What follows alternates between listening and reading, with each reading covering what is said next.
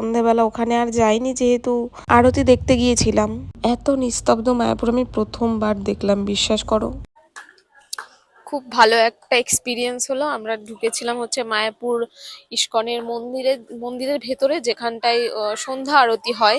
মানে ভীষণই সুন্দর একটা মোমেন্ট ছিল।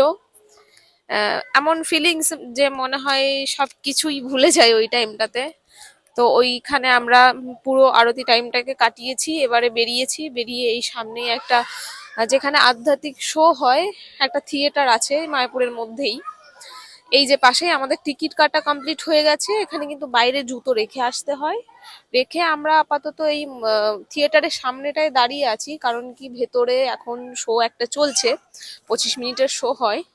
ওটা এন্ড হবে, দিয়ে আমরা আবার ঢুকবো। এই হচ্ছে মায়াপুরের থিয়েটার।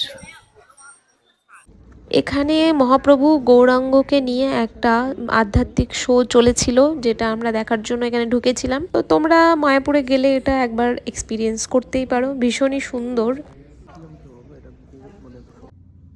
সো ফাইনালি বাড়িতে পৌঁছে গেছি। আজকের ভিডিওটা তোমাদের কেমন লাগলো কমেন্ট করে অবশ্যই জানিও।